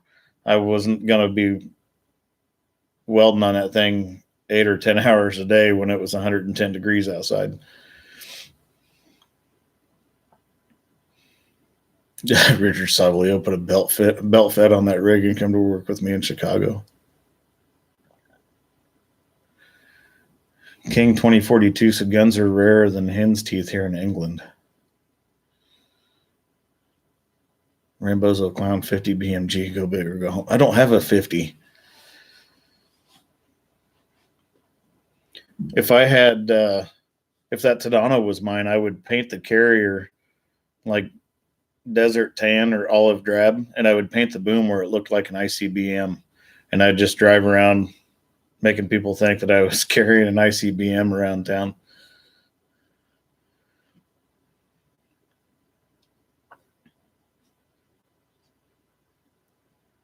Oh, G-forces. I put a sticker on a rifle and got demonetized. It got demonetized. I'm not going to focus on guns too much, but I won't stop doing videos on them. So they demonetized one of your videos, and all you did was put a sticker on the rifle, and they demonetized it?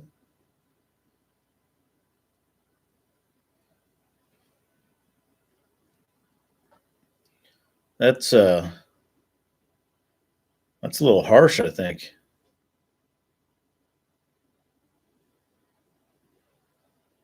I mean, if that's the case, how is Demolition Ranch and like Hickok doing their stuff? I mean, Josh Wilmer says I have a 45 and its spot hasn't moved in 4 years and hasn't done nothing wrong. It's amazing how that works, isn't it?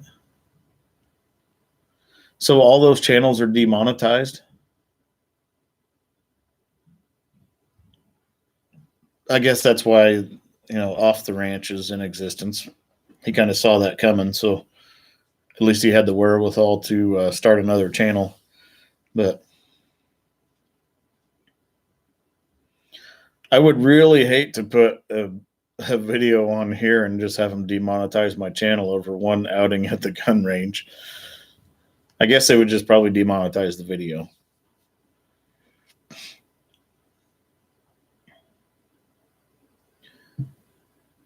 Or I could shoot a bunch of footage of me going to the gun range and get it to Randy, and he can put it on his channel.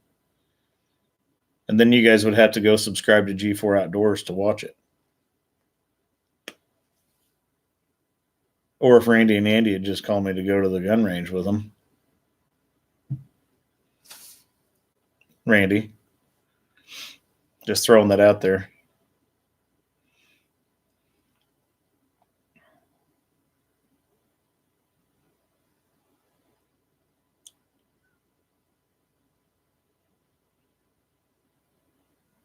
G4 says, I truly see the day when gun videos will be YouTube illegal. Huh. Dirty Duggan said, I noticed Millennial Farmer shotgun video a couple weeks ago didn't have any ads on it. It sucks that there's people in places that are able to do that kind of stuff. Can pick and choose what everybody else watches. Chris DeBow said, I forgot to tell you, I got a new job coming up soon. What are you going to be doing, Chris?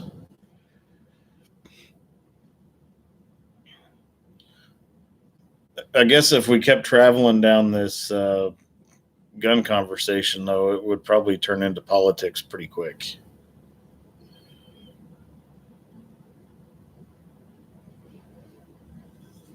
I mean, I don't get it.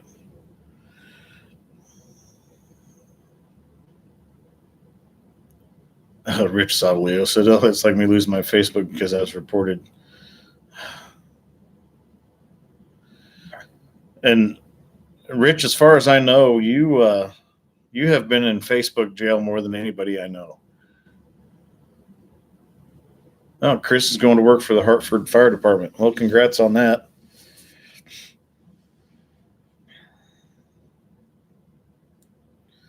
back when I was doing my EMT thing, I probably could have been a fireman, but I'm one of those people that runs out of burning buildings. I have a lot of respect for those that run into them.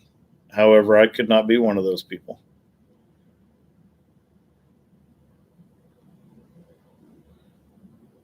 MSL logging, how are you doing, MSL logging?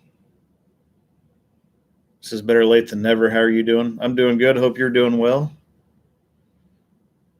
Matt Lee, demonetizing sucks. I watch a guy who profiles mouse traps from all over the world, shows the traps and actions, get demonetized all the time.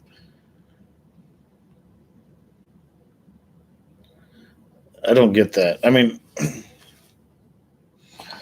wow. I guess if you look at where YouTube is headquartered, that would be an indication of why all the demonetization is going on. MSL says he's doing good at editing a video.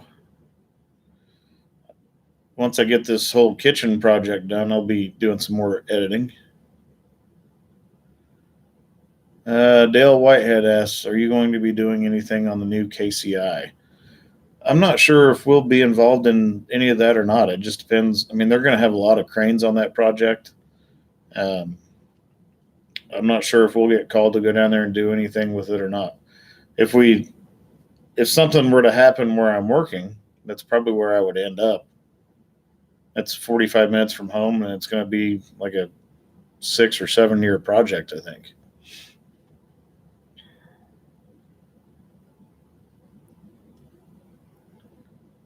Oh, G4 says the mousetrap guy was getting close to losing the channel completely, had to bow down and reformat.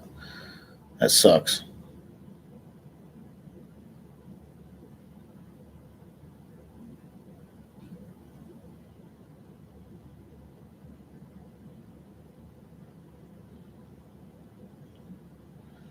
Alex Williamson, I got a better idea. Paint the carrier gunmetal gray and then have a little T-bumps on nuclear missiles up on top. Josh Wellner, your father-in-law is chief of fire EMS and desert relief.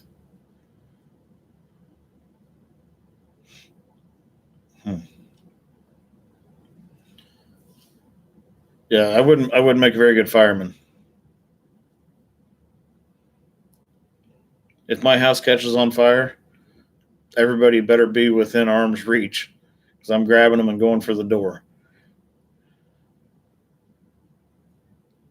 I guess I can't really say that. If something really happened here, I'd be in here make sure everybody got out. But my thing is don't stay in a burning building.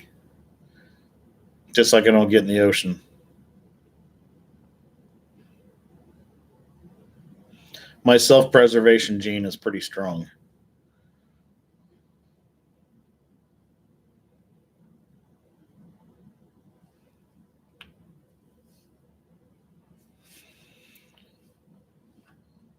So I'm curious when Randy and Andy are going to go shooting next, so I can meet up with them. Andy or Randy, when do you want to make that happen?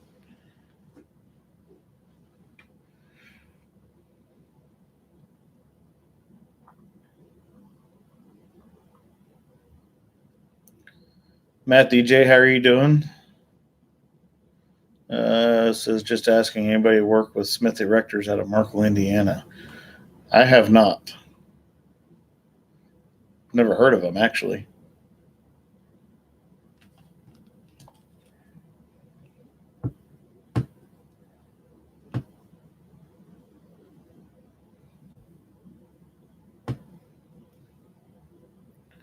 So, Andy B, you have 27. I have 27 what? Oh, 27 thumbs ups. Oh. Oh, Rainbowzo Clown, that's a tough one. What would you do on a burning boat? If I was in the ocean, I wouldn't be on a burning boat because I wouldn't be on a boat in the ocean, so we're good there. On a lake, I guess I'd just jump and swim for it. Oh, Mike Manfred. Now I got 28 thumbs up. Actually, now I got 29. So I went back and checked my email, and that I'm not sure if Click Daily UK is still watching. I don't know who they are. Does anybody know who Click Daily UK is? because they sent me an email and they said on here that they wanted to interview me. And all they did was send a phone number. I'm pretty reluctant to call that. Actually, I'm not going to call it. Josh Wellner, get off the boat.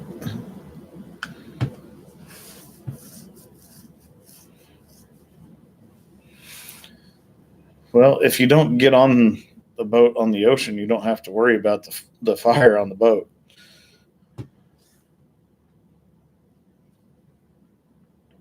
Yeah, that's a little curious to me on that Click Daily UK email.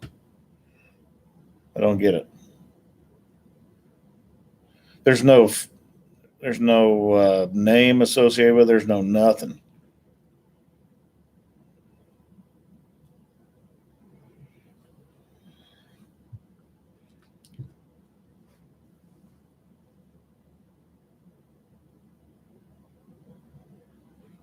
Alex Williamson said, when I went to the beach this summer, I pretty much played with my little JCB the whole time. The only time when he went in the ocean was to rinse off. Mike Manford, sharks don't bite much. Sharks aren't going to bite me at all. The only way a shark's biting me is if someone picks it up and throws it at me. Josh Wellners, that's why he has a life raft. King 2042 says, I'm English and I don't know them. Andy B, they want to help you with your computer virus.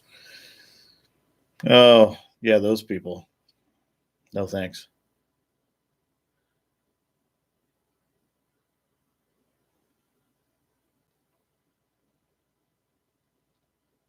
Matt Lee says on KCI projects, so much of the time when large projects come to town, the lead contractor brings his own companies and crews. They hire from the local unions, but don't hire many local companies.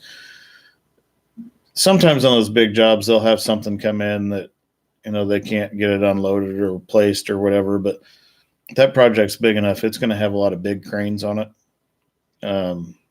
I can't imagine that they're not going to have anything on site that won't handle whatever they've got showing up that we would have to come in and do for them. But it's hard to say.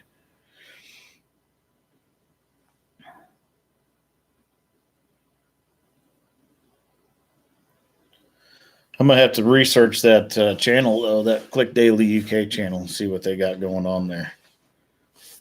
Actually, I'll look them up on YouTube on my phone.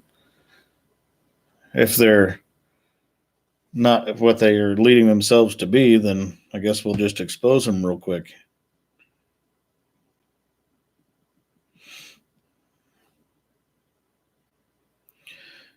Click Daily UK has 44 subscribers.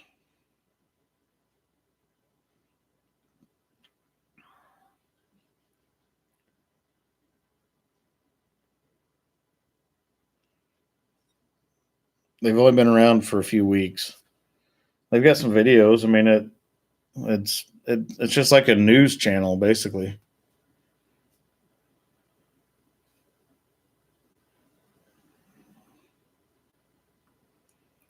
It says latest news on viral content. Get the latest breaking news, showbiz, and celebrity photos, sports, news, and rumors, viral videos, and top stories. If you have a video you'd like to share, email us at insidestoryuploads@gmail.com.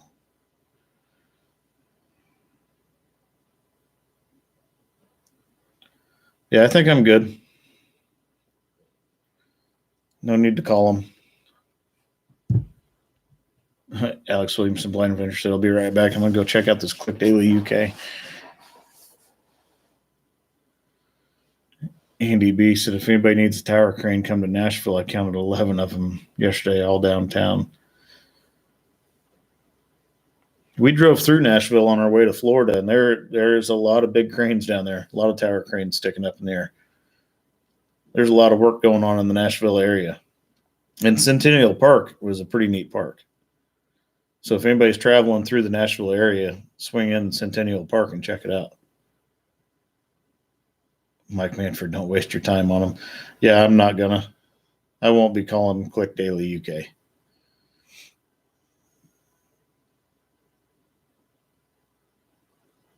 I mean, if they had 1 million subscribers and had something pretty legitimate going on there and sent me a pretty legitimate email other than just a phone number, then I would probably give it a little more attention. But literally, I'll show you guys this email. That's it.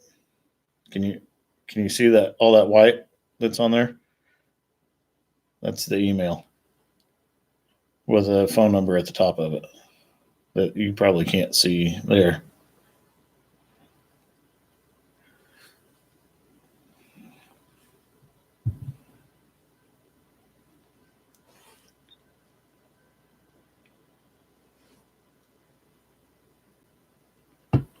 Josh Wallner, BSing seems to video something that matters to me and not many care. Not sure I'm following you there on that one, Josh.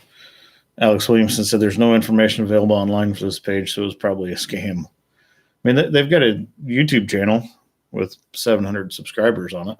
But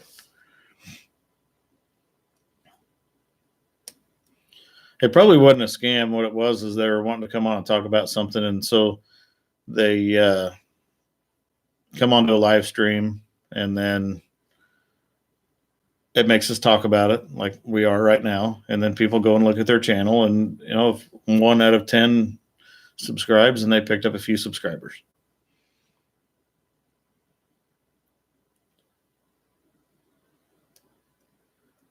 $45 nuts sounds like a phone scam. Mike Manford, 47 subs and 738 views. Yeah, I'm sure they were just coming on here to try to boost their channel up.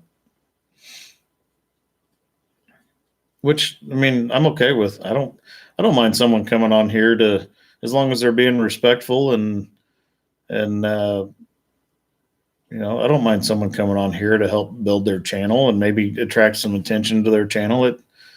It's the people that come on here and start talking stupid that I don't like. I mean, this is a pretty open platform and pretty open channel, and I'm a pretty laid back person. So if it helps someone grow their channel by coming on, so be it. If they start acting like an idiot, they're not going to be here long. We all know that.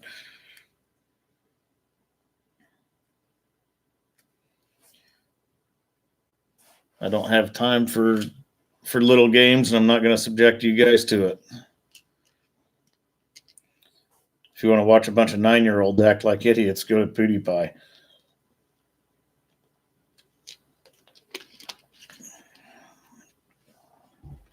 Because we know that there's a lot of that. Mike Manford, that's right, the power of the blue wrench.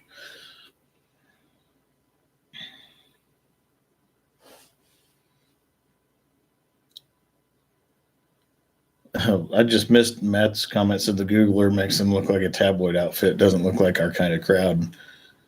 Yeah, it's probably not. I'm going to see if I can find this other email. Where's it at?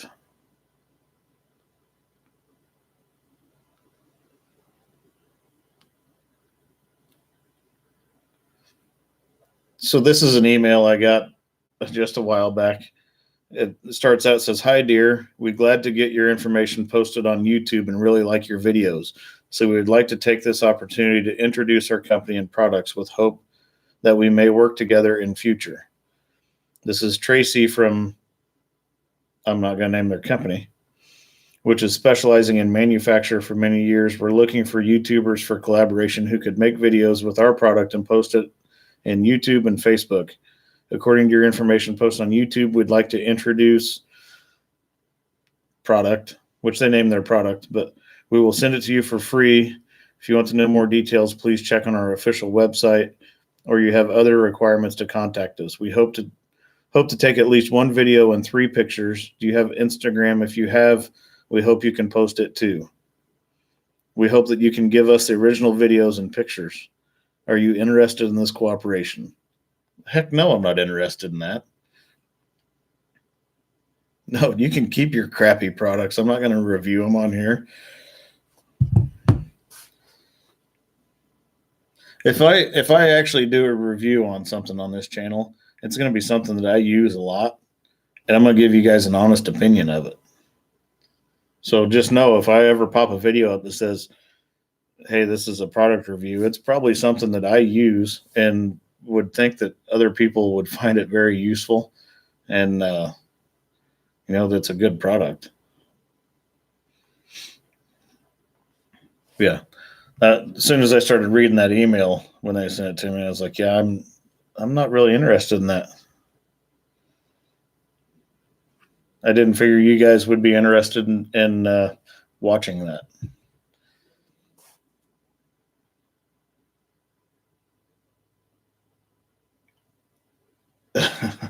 Matt Lee, I think we're just going to talk about this very thing. Sounds like they need a trip to the hammer. Thumbs down here. Actually, with as much of the hammer I've got done, I could really tear some stuff up just with the way it sits. It's about 700 pounds.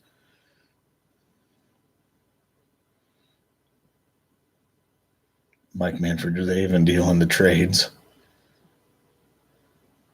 Yeah, and I suppose if someone was sending me something that was trade related, then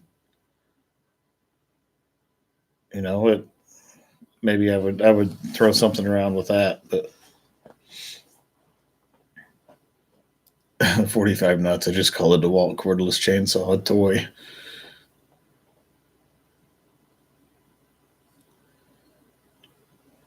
Supposedly, those battery-powered chainsaws, some of them are pretty powerful and do a pretty good job. But I don't know if it's just the fact that I like the smell of two-stroke burning or what, but I just can't convince myself to buy a battery-powered chainsaw. I'll stick with throwing 91 octane with 50-to-1 oil in it and pulling the rope and letting her rip. Because I don't have to recharge that. I can dump a little gas in it and keep on going.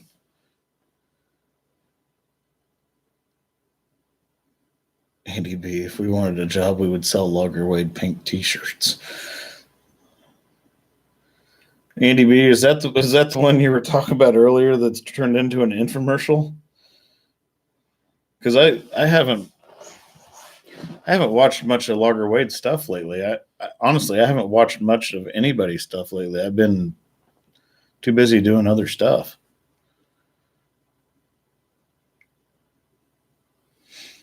Von Heels, as long as I have borrow oil and gas, I can keep going as long as there's stuff to cut. Yeah. Andy B, no, okay, well, that's good.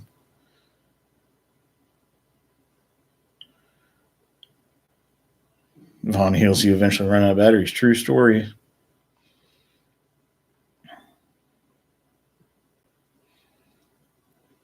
Mike Manford, only on loggerwade.com. I don't do any logging, but occasionally I have to cut some stuff up. A tree will fall down the yard or whatever, but I probably own too much chainsaw for the type of stuff that I cut, but I'm trying to think what chainsaw I have. I don't know. It's a steel with a 20-inch bar.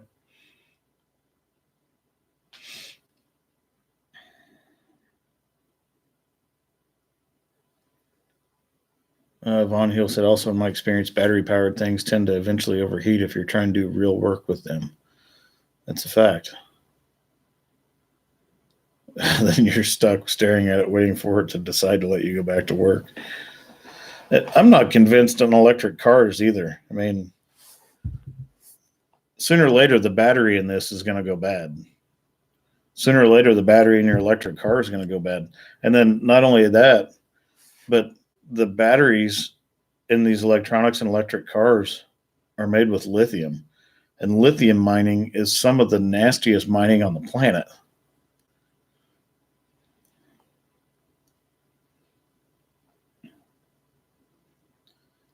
I'm not sure the environmental benefits of electric cars outweigh the cons. They're not telling the whole story there.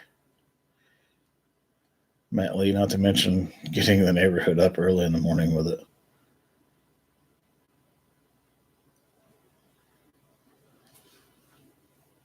True story. Von Hill said I can change an engine. I cannot change a power pack for an electric car in my garage. And most of the time, they cost more than an engine. What I read, I think I read somewhere that the battery pack for the Chevy Volt is like $3,800, $3,800.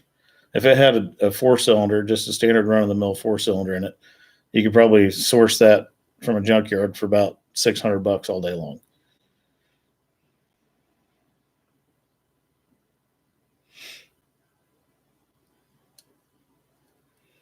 So I'm not buying into the whole electric car thing. My truck, it burns diesel fuel. And I'm going to drive it until it doesn't run anymore, and then I'll probably rebuild it and drive it again.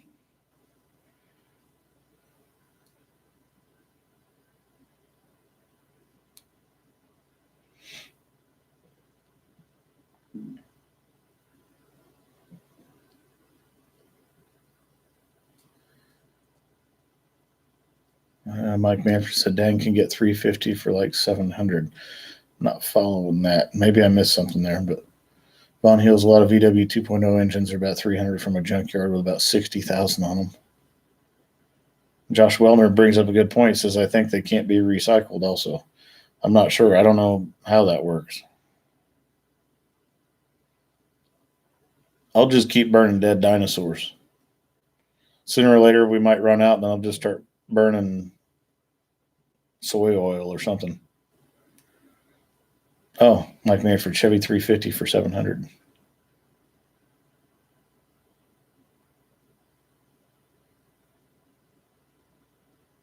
Another valid point Matt brings up says, look at the average battery power tools. Milwaukee will sell you an entire kit for 400, but the bare tool's like 150.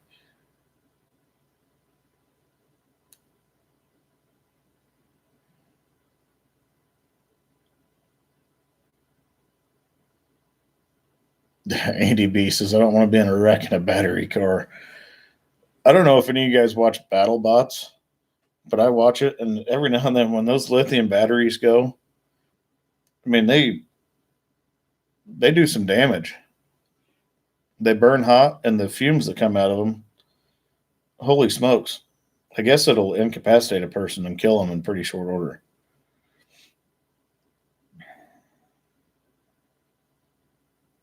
$45 nuts burn wood gas. I guess I could set my truck up to burn wood gas.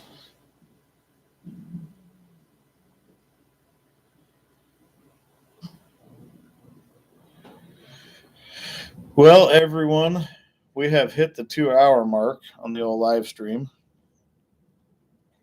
I'm going to go eat some dinner. Try to get some footage uploaded tomorrow. I've already got that one video edited of picking those generators, and it's all outside view.